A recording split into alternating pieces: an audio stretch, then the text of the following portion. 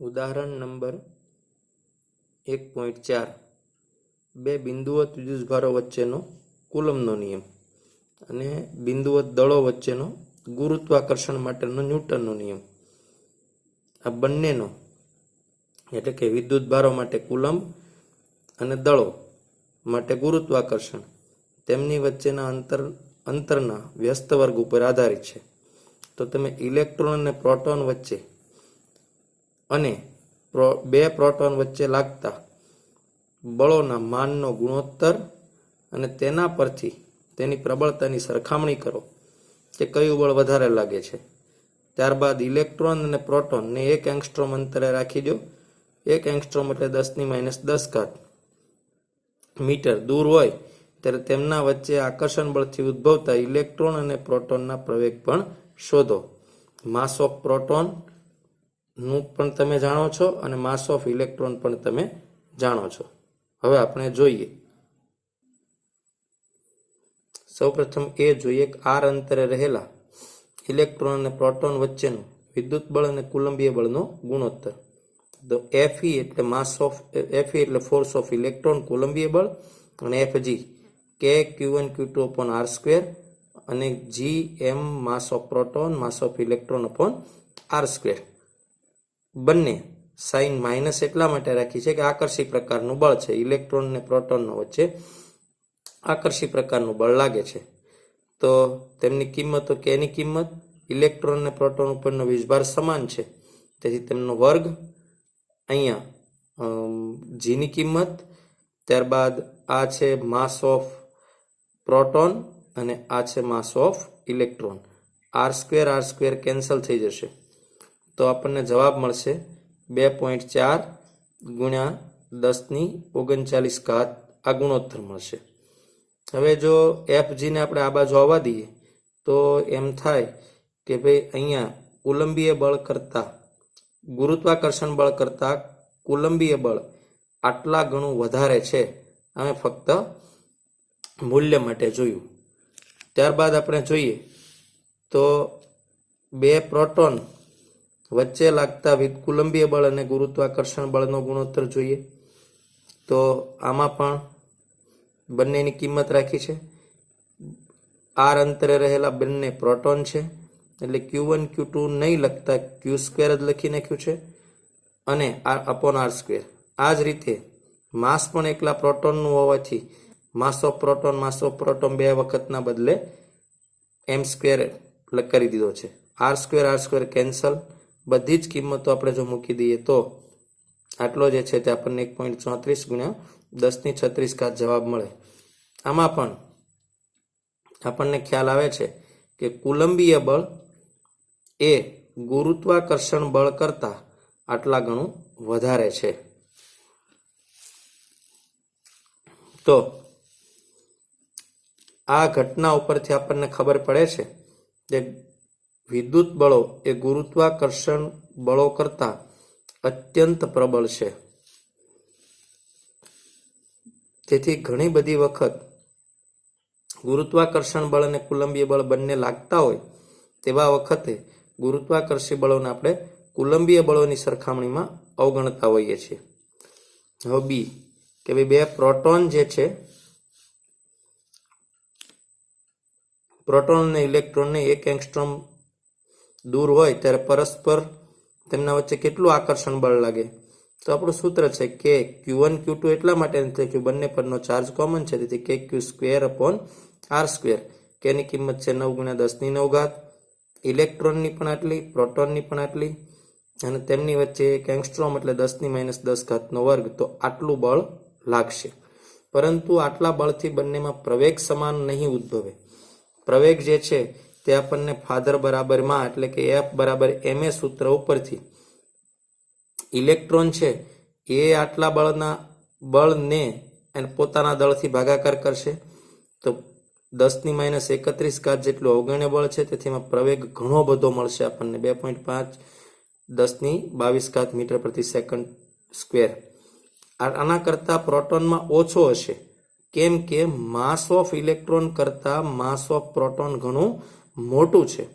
તેથી પ્રોટોનનો પ્રવેગ હશે તે નાનો હશે. તો એ આપણને સ્પષ્ટ દેખાય છે. 1.4 ગુણ્યા 10⁻22 ઘાત છે, અહીંયા 19 ઘાત છે. તેથી બળ સમાન છે બંને ઉપર, પરંતુ બળ સમાન હોવા છતાં દળ સમાન નથી, માટે પ્રવેગ સમાન ઉદ્ભવતો નથી.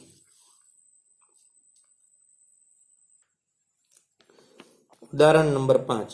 ઘણી મોટી રકમ છે. હવે ડાયરેક્ટ જોઈએ તો એક ગોળો એ છે, એની પર ધારો કે ક્યુ કુલમ વીજભાર છે, અને બીજો ગોળો જે છે તે બી છે, એની ઉપર ક્યુ ડેશ કુલમ વીજભાર છે, અને બંને વચ્ચેનું અંતર આર બરાબર 10 સેન્ટીમીટર હોય તો ત્યારે લાગતું બળ કેટલું મળશે? એફ આપણે કે Q1 Q2 upon R². હવે આપણે આ જે ગોળો એ છે એને ગોળા સી સાથે જે વીજભાર રહિત તટસ્થ છે ના સંપર્કમાં લાવ્યા છીએ, અને બીને એક એવા જ પોતાના જેવા જ સમાન વીજ છે અને વીજભાર રહિત તટસ્થ ગોળા ડીને સંપર્કમાં લાવ્યા છે. તમને ખબર છે કે સંપર્કમાં લાવીને છૂટા પાડીશું એટલે બંને પરનો વીજભાર સરવાળો કરીને અડધું થઈ જશે, જે મેં તમને અગાઉ શીખવાડ્યું હતું. તો બંને ઉપર હવે છૂટા પાડતી વખતે નવો એ છે કેવો થઈ ગયો છે? તો Q/2 અડધો ચાર્જ થઈ ગયો. નવો બી કેવો થઈ ગયો છે? Q/2. એમની વચ્ચેનું અંતર કેવું કરવામાં આવ્યું છે? અડધું. તો સૂત્ર F ડેશ કેવું મળશે? કે Q/2 Q'/2 અને R/2 નો સ્ક્વેર. તો 2 અને 2 4, અને 4 ઉપર આવશે, કેન્સલ થશે, તો ખાલી વચ્ચે કે Q'/R². તો જે પહેલા જેટલું હતું તેટલું જ આપણને મળશે. આ બાબત આપણે થોડું વ્યવસ્થિત રીતે જોઈએ. હવે જોઈએ, જે પહેલી સ્થિતિ હતી 10 સેન્ટીમીટર અંતરે, તેમની વચ્ચે લાગતું બળ આટલું હતું. હવે આમના સંપર્કમાં લાવી દીધા સી ગોળાને, તથા બી ને ડી સાથે સંપર્કમાં લાવતા બંનેને સંપર્કમાં લાવી દીધા. આ વીજભાર રહિત છે બંને ગોળા, આ પણ વીજભાર રહિત છે. બંનેને સંપર્કમાં લાવીને છૂટા પાડતા નવો એ આપણને મળ્યો Q/2, સી પણ Q/2, બી Q'/2 અને ડી Q'/2. હવે ફરીથી શું કરવાનું છે? તો નવો એ Q/2, બી પણ Q'/2 અને અંતર R ડેશ છે એ R/2 અથવા તો 5 સેન્ટીમીટર પહેલા કરતા અડધું છે. તો એમના માટે F ડેશ મૂકીએ તો કે Q1 એટલે Q/2, Q2 Q'/2 અને R/2 નો સ્ક્વેર. તો 2 2 4 4 4 કેન્સલ થશે, એટલે ફરીથી આના જેવું સૂત્ર આપણને મળશે, એટલે કે F ડેશ બરાબર F, એટલે કે પહેલાના જેટલું જ બળ જે છે તે લાગશે. ઉદાહરણ નંબર 1.6. આ ઉદાહરણ કુલમના નિયમનું સદિશ સ્વરૂપ સારી રીતે તમે ભણ્યા હશે તો તમને વધારે ખ્યાલ આવે તેવું IMP પ્રકારનું છે. L લંબાઈનો એક સમબાજુ ત્રિકોણ છે. એના ત્રણેય શિરોબિંદુ ઉપર Q1 Q2 Q3 બરાબર સરખા મૂલ્યના વીજભાર મૂકેલા છે. આકૃતિ પણ દર્શાવી છે. એમાં ત્રિકોણના મધ્ય કેન્દ્ર ઉપર એક કેપિટલ Q વીજભાર મૂક્યો છે, જે Q જેવા ચિહ્ન સાથે જ તેના ઉપર લાગતું બળ કેટલું હશે? એક આકૃતિ દર્શાવી છે ત્રિકોણ ABC, જ્યાં ઉપર A પોઈન્ટ દેખાય છે, B પોઈન્ટ છે, C પોઈન્ટ છે. ત્રણેય ઉપર Q અને Q ચાર્જ મૂકેલો છે. લંબાઈ જે છે તે L છે. સમબાજુ ત્રિકોણ છે એટલે બધા ખૂણા 60ના છે. તેના અડધા જે છે તે ખૂણા 30ના થશે. ત્રિકોણ ABD એટલે ABD આ ત્રિકોણ પરથી cos 30 એટલે આ ખૂણો, cos 30 એટલે બરાબર પાસેની બાજુ એટલે AD, છેદમાં કર્ણ એટલે L. અહીંયા તમને દેખાય છે. AD ને કરતા બનાવો તો L આ બાજુ આવી જશે. તો AD is equal to cos 30 ગુણ્યા L. cos 30 ની કિંમત તમે મૂકી દો √3/2 એટલે L. પરંતુ AO એટલે અહીંયાથી અહીંયા સુધી ત્રિકોણની મધ્યઘાત હશે, જે તમે જાણો છો કે 2/3 AD હોય ટોટલની, અને 1/3 ભાગ હશે હોય. તો 2/3 AD ની કિંમત અહીંયા મૂકી દેતા 2 કેન્સલ થશે. તો √3L/3, તો આ 3 જે છે એ √3 ઇન્ટુ √3 કહેવાય. તો એક √3 કેન્સલ થશે એટલે મળશે L/√3. તો ત્રણેય બાજુથી અંતર સરખું જ થશે, તેથી AO BO CO બધાની કિંમત થશે L/√3. આ આપણે પહેલા ભૂમિતિ મેળવી લીધી. શું કામ? આપણે કુલમનો નિયમ મેળવવો છે, એમાં અંતર જોશે કે Q1 Q2/r². અને આ ત્રણ સરખા છે. Q1 Q2 Q3 બધા જે છે એ કેવા છે? Q છે. તો ત્રણ સરખા છે, તેથી ત્રણેયના લીધે O બિંદુ પાસે લાગતું બળ કેવું છે? તો F1 + F2 + F3. જે આકૃતિમાં મેં દોર્યા છે, F1 અહીંયા છે, F2 અહીંયા છે અને F3 અહીંયા છે. અને આ જે દેખાય છે એ આ બંનેનો સરવાળો છે. તો F1 કેટલું લાગે છે? તો Q1 એટલે આપણો Q, આને લઈ લઈએ, આ Q. પછી Q2 એટલે સેન્ટરમાં છે O બિંદુ પાસે Q2, સેન્ટરમાં O બિંદુ જે છે તેની પાસે કેપિટલ Q ચાર્જ લગાવી દઈએ. અને L આપણો છે આ, તો L નો વર્ગ એટલે આનો પણ વર્ગ, આનો પણ વર્ગ. તો √3 નો વર્ગ થાય તો એ 3 થઈ જાય, છેદનો છેદ જતો રહેશે ઉપર, અને અહીંયા વચ્ચે L નો વર્ગ. કઈ ડાયરેક્શનમાં છે? તો નીચે તરફ છે, તો -j દિશામાં છે. ત્યારબાદ જોશું આપણે F2 એટલે કોણ? તો આ. તો K આપણે લખી દીધો છે, Q એટલે સ્મોલ q, કેપિટલ Q, છેદમાં L/√3 હોલ સ્ક્વેર. તો હોલ સ્ક્વેર હોય તો L નો સ્ક્વેર બાય 3 વધે, છેદનો છેદ ઉપર, તો આટલું મૂલ્ય. હવે આ ડાયરેક્શન છે એ કઈ ડાયરેક્શન કહેવાય? આ દિશા છે. તો આપણે જોઈએ કે ભાઈ અહીંયા હશે એ ઉપર તરફ જાય ધન y, અને અહીંયા હશે ધન x. તો આ I કેરેટ છે અને આ જે છે તે j કેરેટ છે. તો આ સદિશ જે છે તે cos 30 I કેરેટ કહી શકીએ પ્લસ sin 30 j કેરેટ. તો એ ડાયરેક્શનમાં છે. ત્યારબાદ આપણે F3 જોઈએ. તો F3 એટલે આ છે. તો F3 માટે પણ K Q1 Q2 r² આ તો બધાની જેમ જ છે.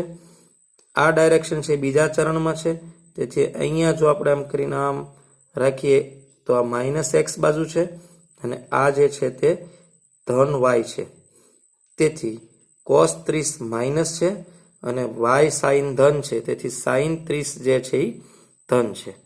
તો ત્રણેય ડાયરેક્શન થઈ ગઈ. ત્રણેયમાંથી પ્રથમ પદ જે છે તે સામાન્ય લેતા, તો F0 બરાબર પ્રથમ પદ સામાન્ય લઈએ તો શું આવશે? -j caret. અને અહીંયા આપણને સ્પષ્ટ દેખાય છે કે cos +30 અને cos -30 એ બંને ગયા. તો sin 30 પ્લસ sin 30 બે વખત વધશે, તેથી અહીંયા આવશે 2 sin 30 બરાબર. જે ફરીથી જોઈએ તો -j કેરેટ, 2 ના 2, sin 30 ની કિંમત 1/2 અને j કેરેટ, આ બે કેન્સલ થઈ ગયા. તો plus j caret minus j caret એ કેન્સલ થઈ ગયા. તો અહીંયા વચ્ચે ટોટલ 0. કોઈ પણ સમકોણ હોય, સમકોણ એટલે પંચકોણ, અષ્ટકોણ, આકૃતિના પ્રત્યેક શિરોબિંદુઓ ઉપર સમાન વીજભાર જો મૂકેલા હોય તો તેના મધ્ય કેન્દ્ર ઉપર લાગતું કુલ બળ, નેટ બળ એટલે કે પરિણામી બળ અને વિદ્યુત ક્ષેત્ર બંને હંમેશા શૂન્ય હોય છે. આપણે યાદ રાખવું જોઈએ. મોસ્ટ ટાઈમપી છે. આવી રીતના બીજા દાખલા પણ આપણે આગળ જોતા રહીશું. સ્વાધ્યાયનો 6થો દાખલો પણ આ જ રીતનો છે અને હજી બધું દાખલા આપણે આગળ જોઈએ. ઉદાહરણ 1.7 જોઈએ. આકૃતિ દર્શાવી છે 1.10. અહીંયા આપણને આકૃતિ બતાવી છે. એમાં દર્શાવ્યા મુજબ Q1, Q, Q અને -Q વીજભારો સમબાજુ ત્રિકોણના શિરોબિંદુ ઉપર મૂકવામાં આવે છે, તો દરેક વીજભાર ઉપર કેટલું બળ લાગશે? આકૃતિ છે એમાં A પોઈન્ટ અહીંયા છે, B અને C. ત્રણેય ઉપર વીજભાર છે. અહીંયા પ્લસ છે, અહીંયા પ્લસ છે, અહીંયા માઇનસ છે. હવે A અને C વચ્ચે એ પોતાને તરફ સી પોઈન્ટ ઉપર રહેલા માઇનસ ચાર્જને એકબીજા વચ્ચે આકર્ષી પ્રકારનું બળ લાગશે.